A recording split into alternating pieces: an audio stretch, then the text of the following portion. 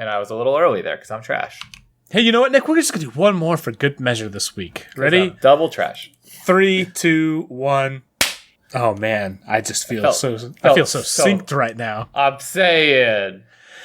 Hello. Craig, why didn't you clap? Hey, I was going to go right in. Nick, I was feeling so good. You were feeling good. And I was getting ready to do the intro, and you just talking to Craig over here. Craig joined in right on time. He did. Remember the one episode ever where we had a normal intro? Normal intro. All right, speaking of normal intros, let's play the music.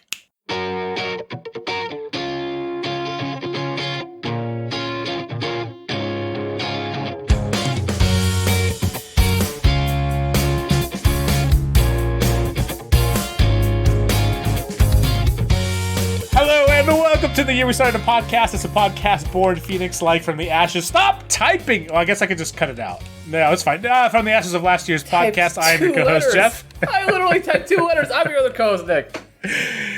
And this is our podcast where we type sometimes. We're a couple friends that half a continent apart that want to come together and talk about some of the things that are fun and interesting to us. Whoo, boy, Nick. People, they deserve an update. Nick, do you remember the thing that I've gotten most passionate about on this podcast at this point? The printer. The printer. They're evil. They're bad. I had some things to say. I think the episode that, if you want to go listen to that rant, it was at the beginning of Transformers Connect the Dot episode.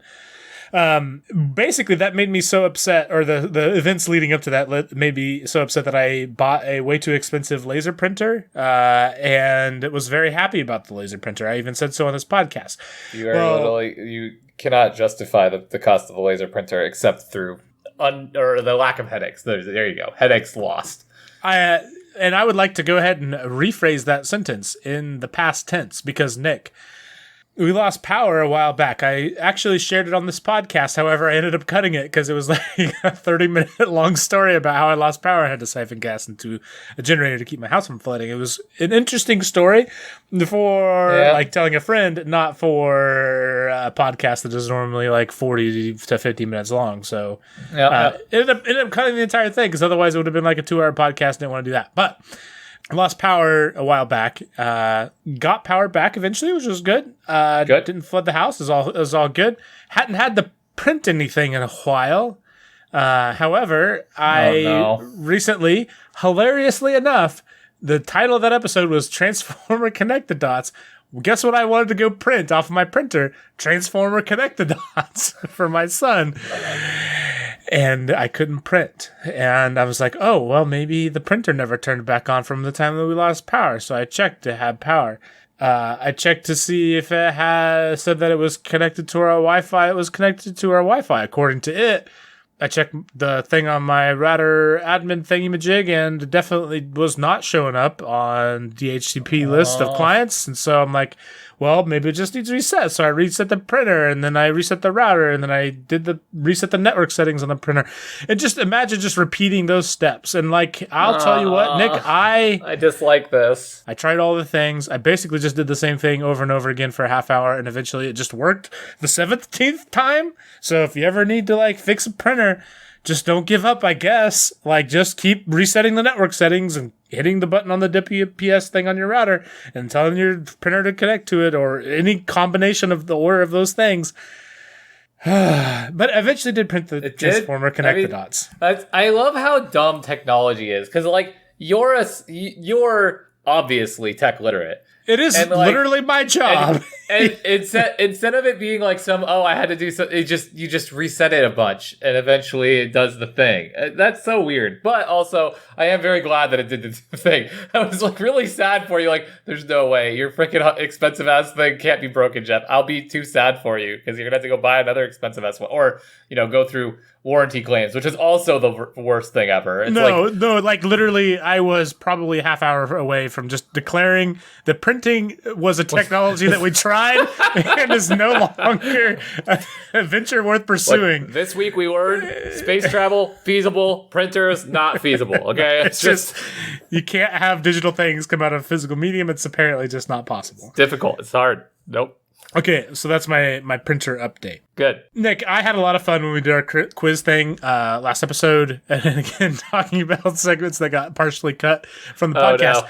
No. We did do the two truths and a lie thing that did make the podcast. But one thing that I did cut was when we started going down the road of talking about how you can quote the NBA Finals and Finals MVP from 1980 forward in reverse order. Interestingly enough, from memory. And that actually did, if you want to, go check it out. It's on our Patreon. Nick does do a fairly respectable job at quoting I don't think things. That's perfect, but I was close. Especially when you consider the fact that your name is not Wikipedia. My name is not. It's not, but I had Let me check my Wikipedia article. But Nick, okay, Nick, but I want to make sure that you're not just some Wikipedia person in disguise that happens to just say that they like basketball. So Nick, we're going to do another quiz show. Okay, that's quiz show time. Let's go.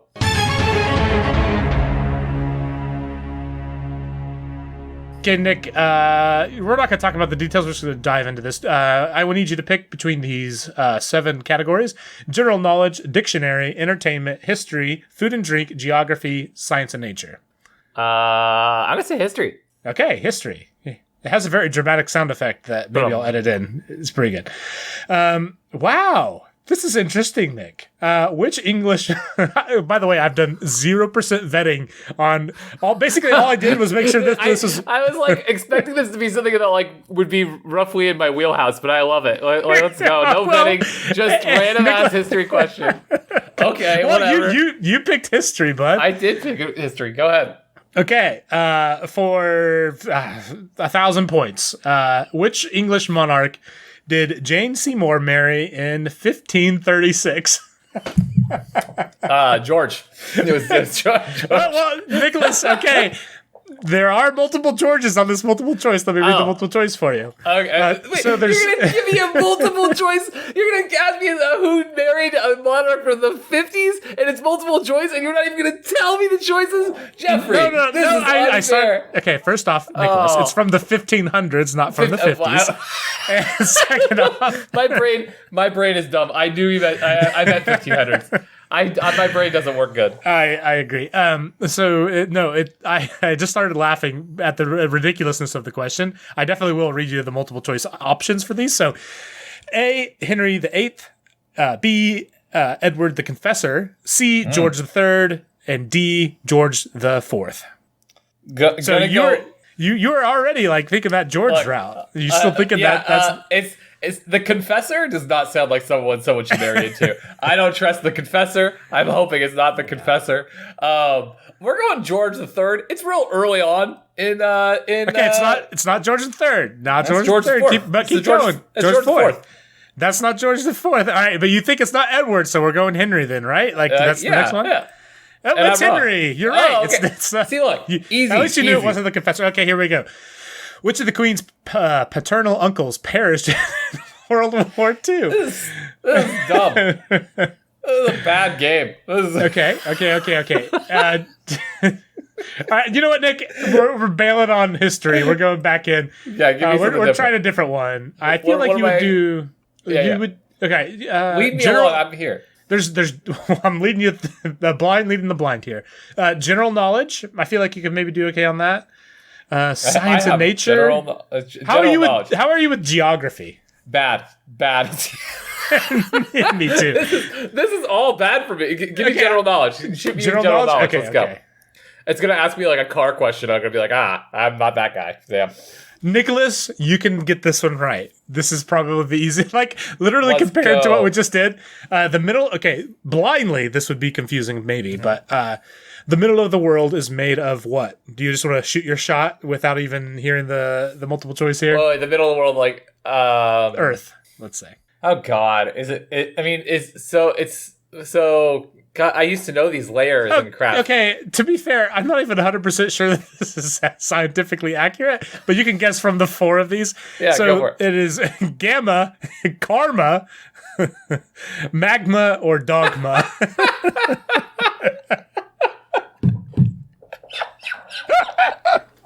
These are such bad options. This is a trivia question. When you make it multiple choice, it's no longer a trivia question. It's not. It's a process of even remotely possibly. It's a vocabulary question. Like, do you know what karma is, or do you know what magma is? Like, damn it! All right. I always mix up karma and magma. Okay, so I assume that you know the answer to this. It's Nicholas? magma. It's magma. Okay, I did it. I'm so proud of you. Thank you, Dad. 1,500 points. Last one. What decade was MTV launched? I'm not even gonna get. You just pick. It's either the 80s or the 70s. I think it's the 80s. I'm gonna guess 70s. I was wrong. It was the 80s. You were right. Yeah. All right, good job. Okay, this is. Whoo, boy! What a game! What a game! like we cut with the NBA stuff. We're probably cut a little bit. I don't know. It was pretty good. It's like 12 minutes. It's fun. It's fun. It's a good find. It's a random find, but it's fun. So, Nick, I recently had a person call me a little bit out of the blue just to ask how things were going. We had some family stuff going on, and they're just wanting to catch up. Okay. And it was nice. It was a really nice thing. Yeah. But it made me think, I do not know when the last time that had happened. And certainly don't remember the last time that I've taken that initiative. I'm sure there are times I'm forgetting, but I could not conjure a memory in the last decade where I've been a good friend and called. I mean, I've definitely called people to just talk about whatever, about stuff like my wife, or like if we have plans with somebody and to talk through those sort of things or whatever. But like just to call somebody and see how they're doing, like, is that a thing? Like we've already talked on the show how I am a particularly poor text message / phone user in general, voicemail offender, etc. What is that? I have like 2 or 3 friends that I can do this with, but like it's like that's my relationship with them, and I've had that relationship with them since before I was 18, since at least high school, maybe older for some of the other guys. Is that like a thing that you like do regularly? No, that's what I was gonna say. Like probably once or twice a year, probably twice a year. That's not too bad. Yeah, I feel like that's probably more on the normal scale. I do reach out to some people through text just from time to time. Yeah, no, I definitely do the text thing. It's a lot. I always feel when I'm calling people that I'm demanding their attention immediately, and as we've mentioned on the show, like that's not my style. I don't like to ask people to, not put freaking pickles on my hamburger or whatever. Like I don't like to inconvenience people in their typical day-to-day, which is a normal thing to be held up by. I understand that. It is.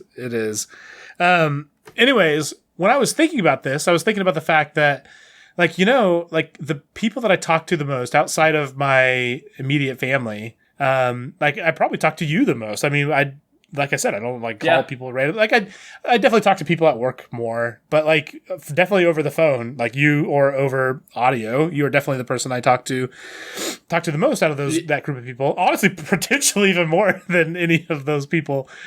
But what that was like, I was like, man, it would feel very weird if I were to just call Nick randomly and talk to you. Like, I feel like that would feel very outside of what we would typically do. I know. There's something about it that's like, okay, what do you need? What do you need? It's like almost like you try to rush the interaction, and I don't mean to. I don't mean to be a big fat jerk, but I am a big jerk. And so I was thinking about that through this afternoon as like we were prepping I was prepping randomly through for the show throughout the day. And then, Nick, would you like to explain to our listeners what happened? Yeah, you sent me a video link. You don't know this part, but you sent me a video link, and I tried to click on it when there was something else on my screen, and for whatever reason, it hit the call button instead. And I don't understand how it didn't hit the video link. It didn't hit the YouTube video that I had like, how they minimize and go in the corner. It hit the call button, which was nowhere near my hand, and so I called you. And then I hung up because I was like, no, I can't just call Jack.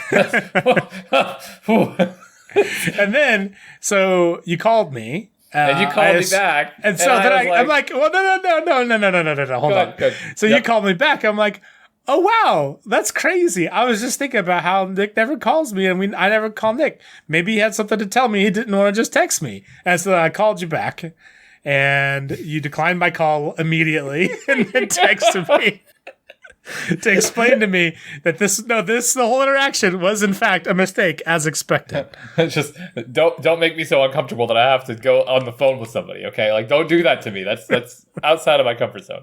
No, I will say the reason that I didn't answer is that I was walking my dog and my neighbor was like making small talk with me and stuff.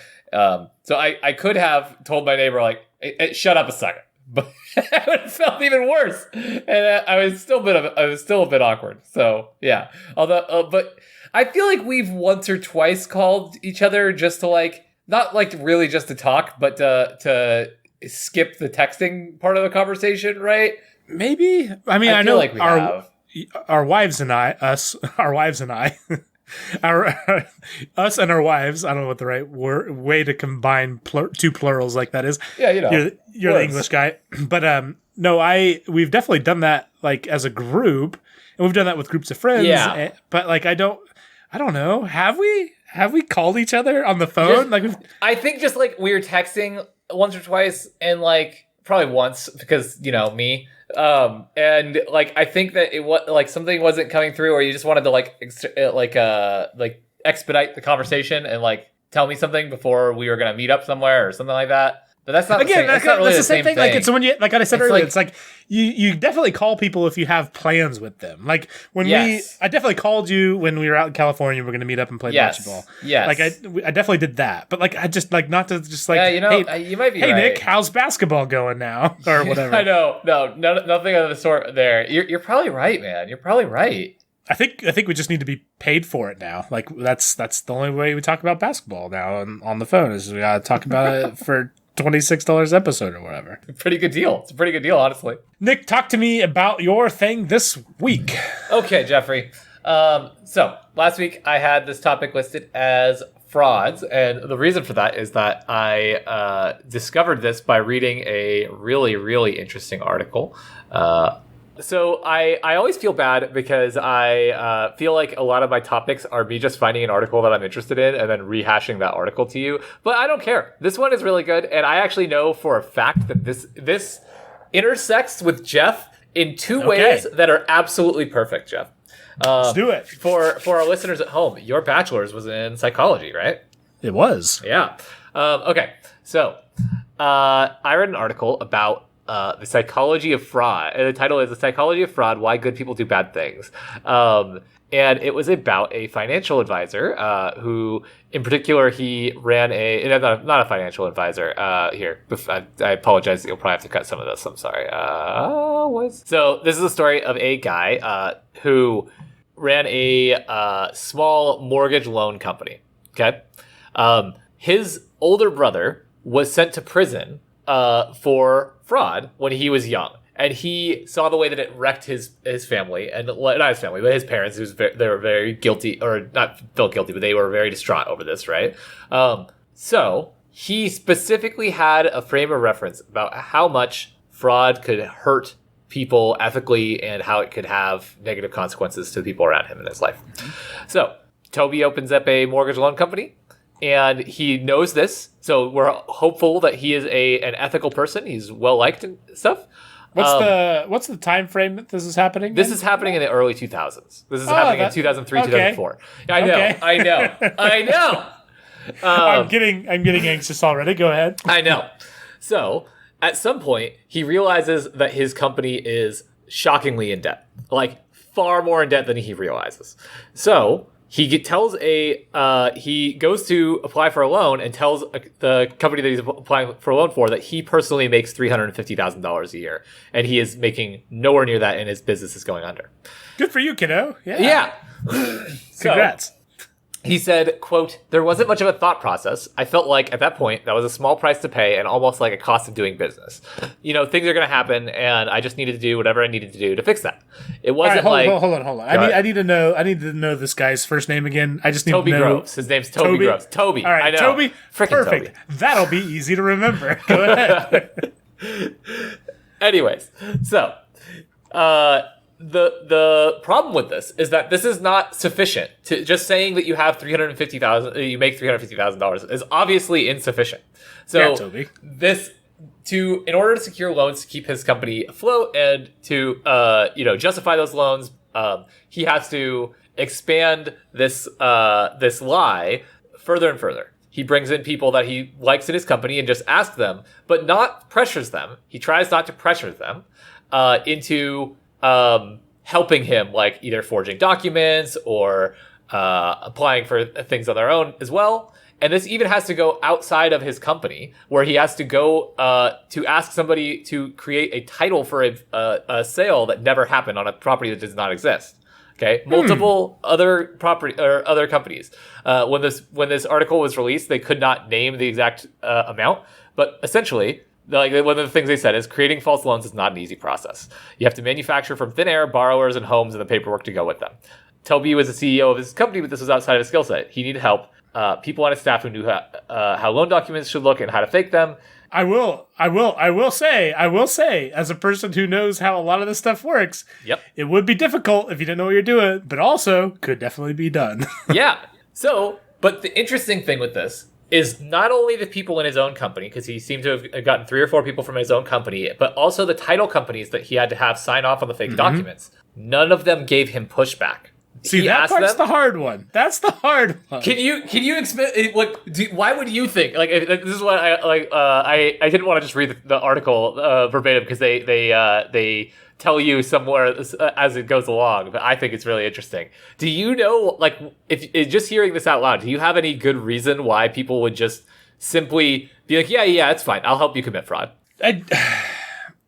So 2 different answers to this question. One, people just want to work through the list of the backlog of the things they work through, and so would just do whatever it is that gets asked of them because they trust the people that they're doing it for. Very fair. Or here in Kansas, the title company we do a lot of things for, I know somebody who like runs the offices all around there, and so could probably, if he was one of the people in cahoots with me, would literally be like the easiest thing ever. But yeah, go ahead. Right? No. But both of these are basically exactly right. Like, but especially to me, especially the first one is they picture it, they frame it as helping him out, doing him a favor. They literally aren't thinking of this as like, hey, I'm defrauding some other company. I'm contributing to an economy that could fail. Like you're destabilizing a tiny small part of the economy.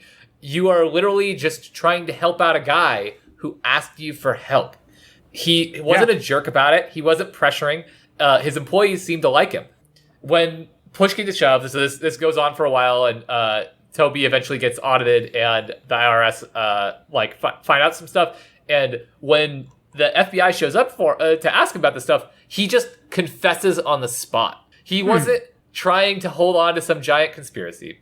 The man himself is not some terrible, awful, evil genius businessman. He's not the Wolf of Wall Street or any nonsense like that. He's just a guy whose framing of the problem in front of him was not framed as an ethical problem. He felt that, hey, I need to fix my company. I need to get my company out of this. And everyone along the way framed it as, how do I help this guy? Because that was the framework that they approached it initially. That was the biases that they initially observed. And the reason that I also thought this would be interesting for you is because I know you're a little bit like that. I know that you like trading stocks, and I know that you're in the finance industry. And have you heard of Bounded Rationality? No. I haven't. I have so many emotions about what you just said earlier. I know. No, tell me your emotions first before I go. I just want to say, being able to rationalize a crime to yourself does not mean that it is not a crime. 100% agree. 100. Just because you can make yourself feel better about it doesn't mean that it is a thing that we should accept as an okay thing. Completely agree. Honestly, that mostly sums it up. I couldn't let it go without saying that. Even if there is some short-term benefit, like, I mean, there is a benefit to one person. This guy in particular didn't have his company go under, right? So, like, there is a benefit to someone, but, like, there is long-term harm done, and I'm not trying to excuse this guy. I apologize if I framed it that way, but, like, you have to be willing to consider things outside of yourself. You have to be willing to consider long-term ramifications that don't just affect you. Yes. Yeah, a bit.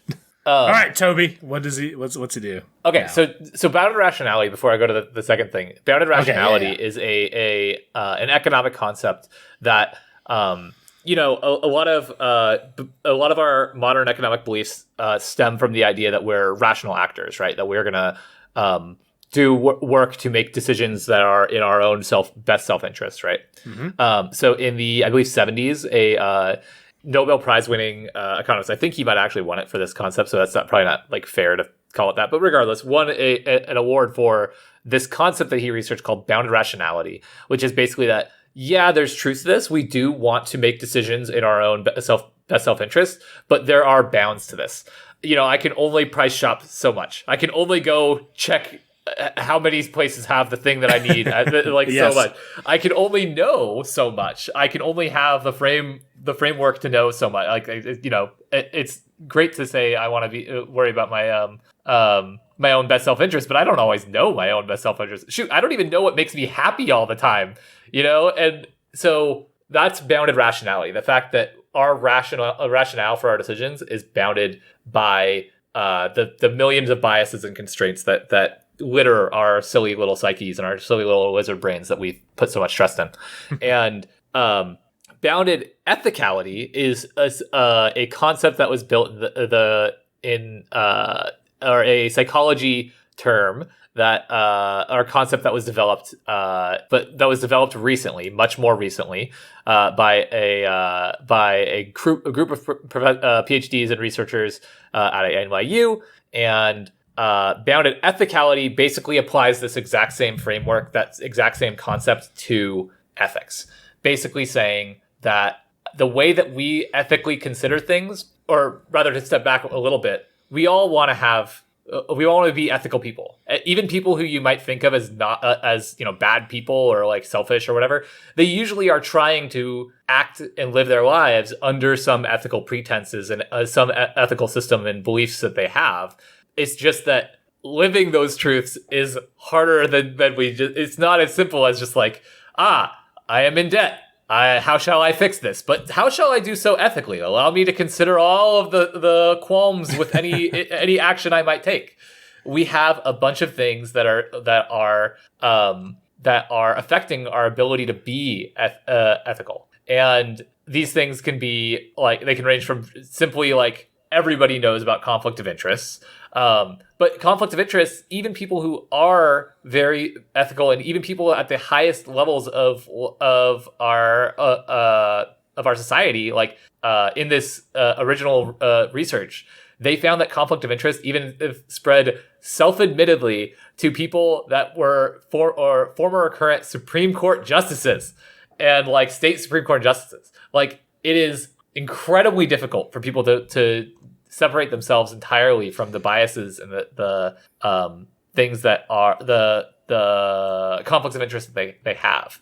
Okay. Hold on. Yes, I've been talking a lot. Go ahead. No, I want to give you a break, but also what you described is a thing I've thought of late. Honestly, I think it's recent in the sense that like I just talked to my wife about this recently, but also a thing that I've kind of grappled with over the last 18 months. No particular reason why, and hard to say why.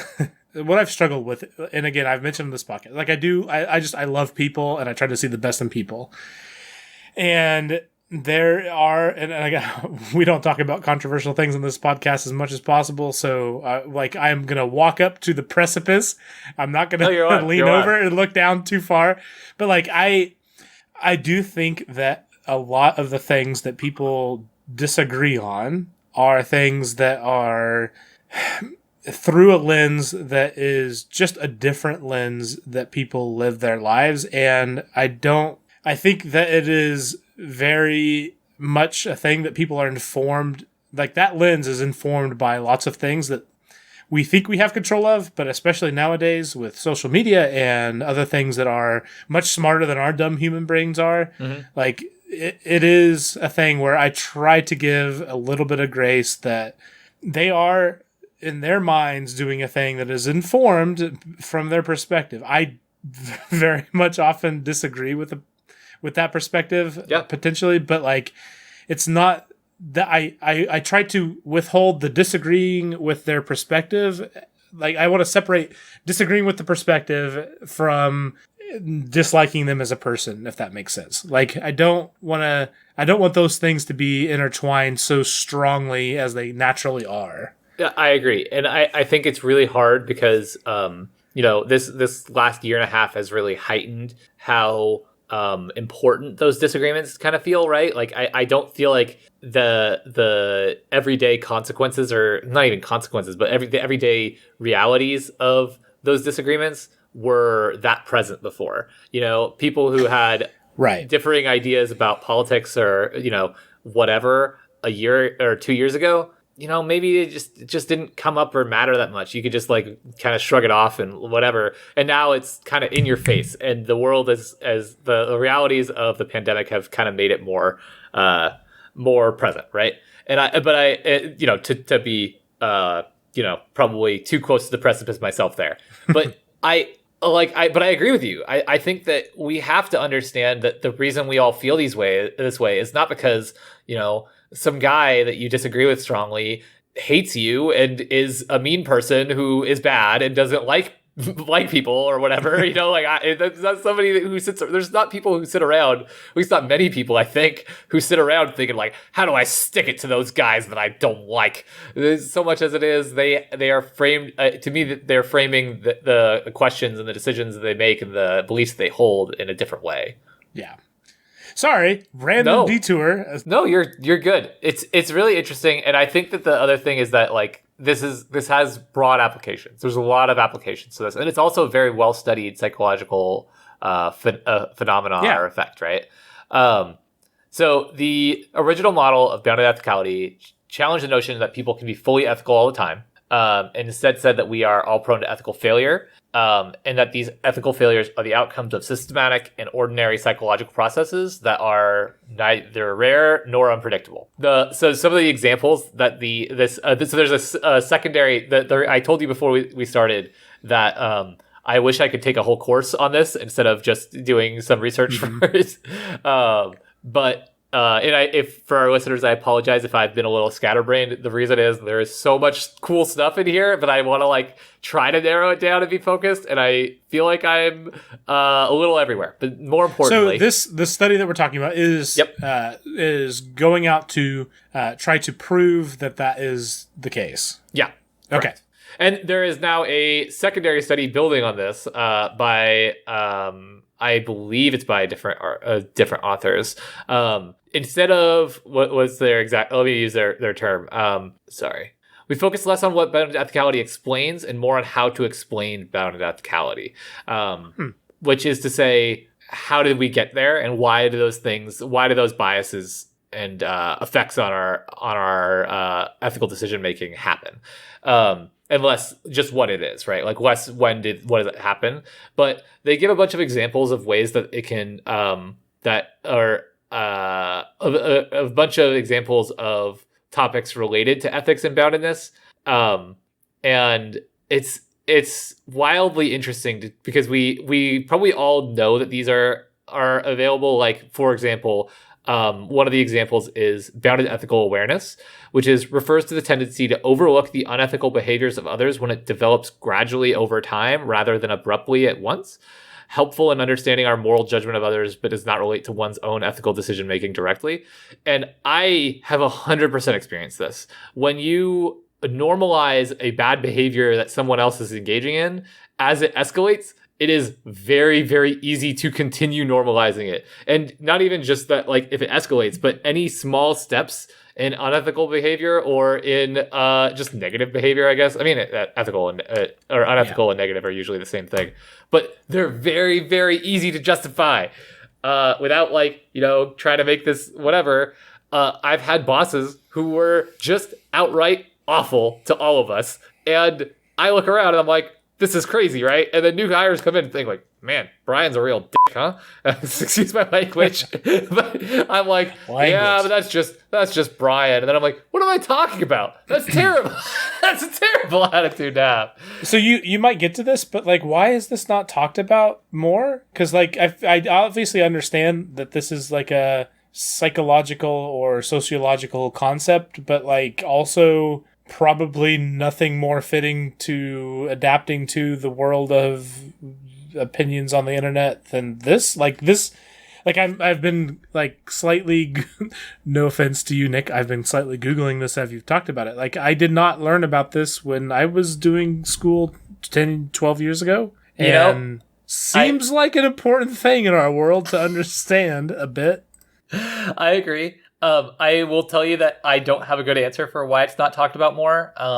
Without, my biases showing here, I sometimes think that this like social sciences are not taken seriously enough, and I think that psychology sometimes is.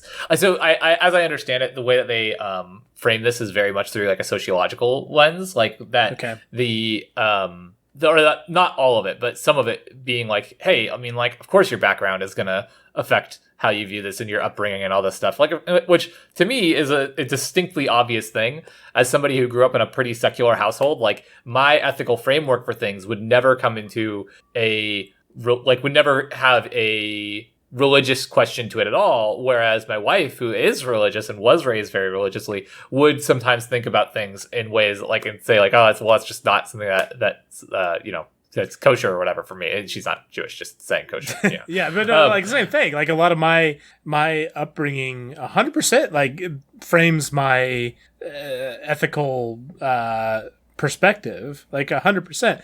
But like I feel like I feel like I'm aware of that. And I want to, but I feel like everybody should be aware of that. And like, it's not a thing that we do a good job at. Sorry, go ahead. No, that's basically all I had to say. I think that sometimes, sociological stuff sometimes gets given the bad rap of being like, it's just a bunch of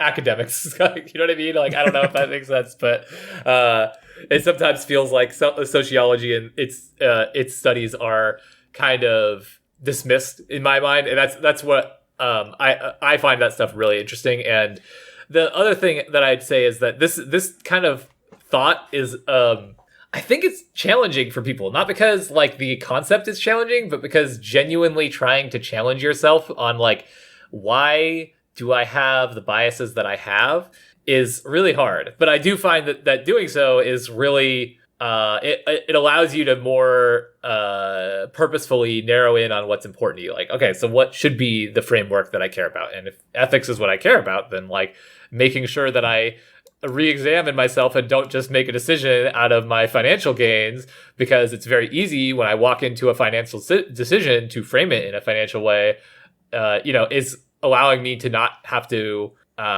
later on post hoc justify to myself that that I was actually a good person, even if I made a decision without thinking of it from an ethical framework. I could talk about this probably for like 6 hours. I know. I'll also, so here's how I will summarize my thoughts on this. One, in a world that we live in now, it is criminal that this is not a thing that everybody talks about as a thing that we just do. Like the fact that we will frame all of the things that we that are contrary to what we're used to through the lens of how we were raised, and then give the thumbs up or thumbs down as to whether or not we think that is okay. And not even like just the idea that we would do all that without thinking through the fact that like, okay, well, I live here. I live in Wichita, Kansas, and here's the thoughts that I have. Here's what matters to me and why it matters to me.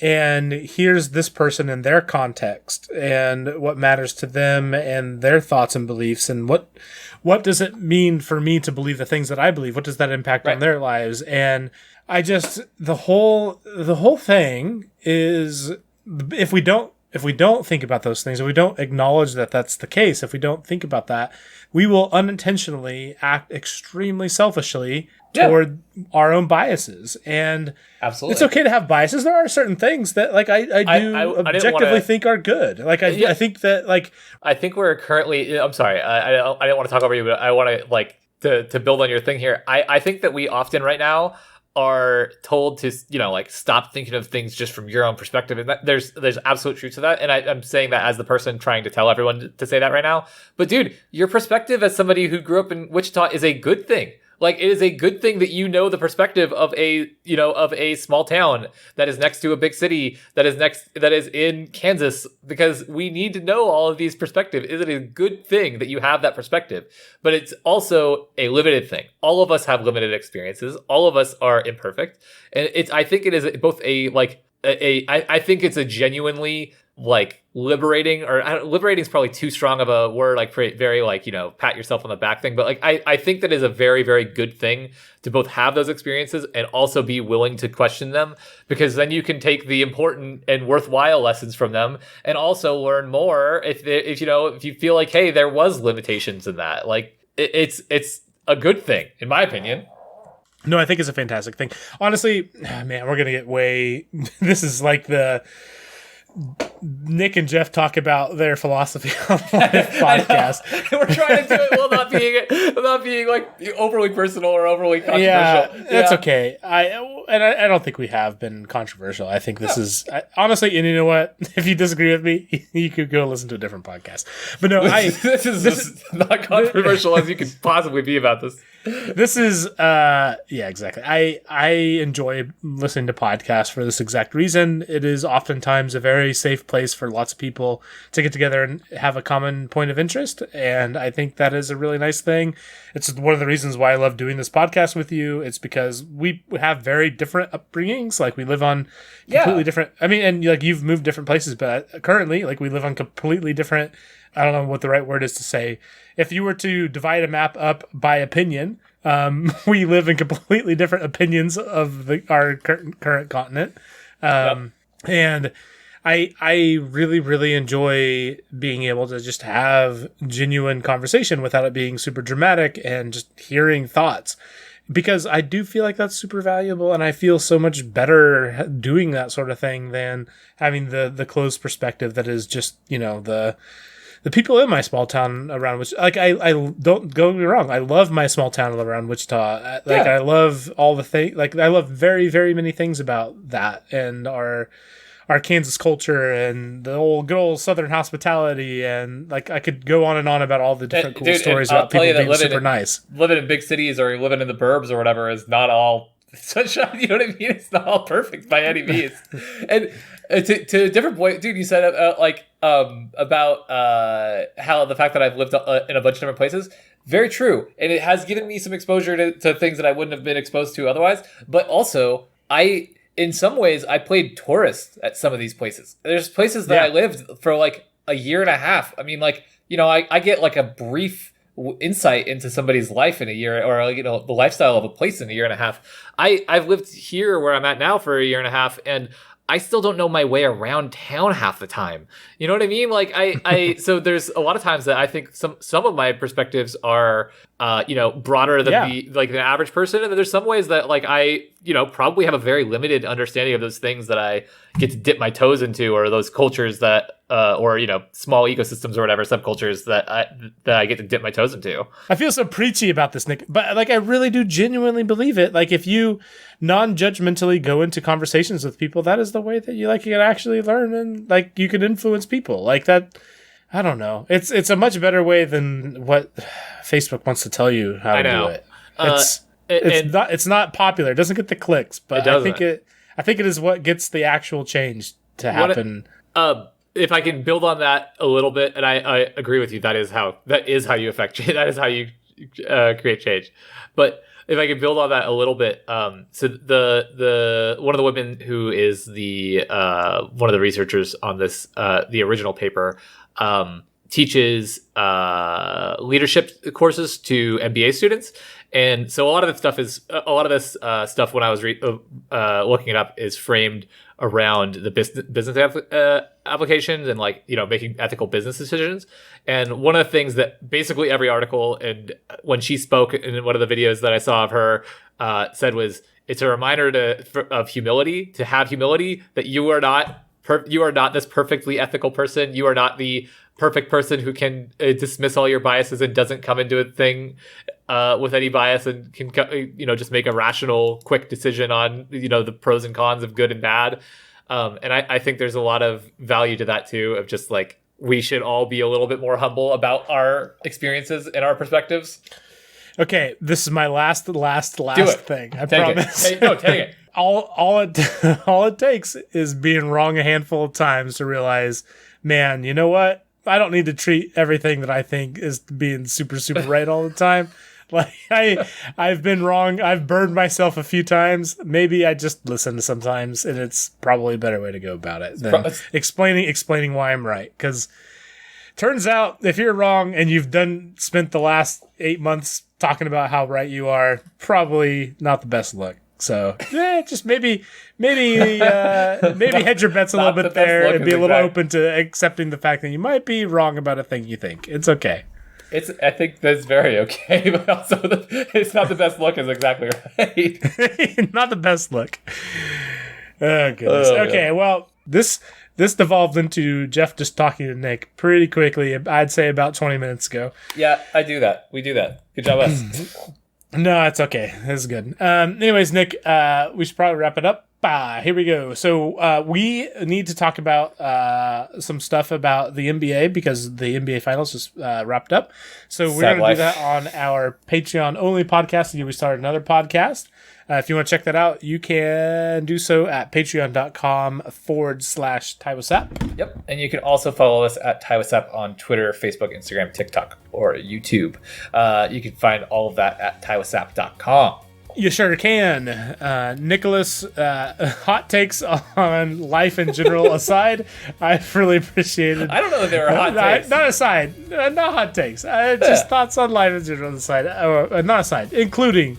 I definitely appreciate you potting with me. Yes, you're welcome. This has been the year we started the podcast. Thank you for listening.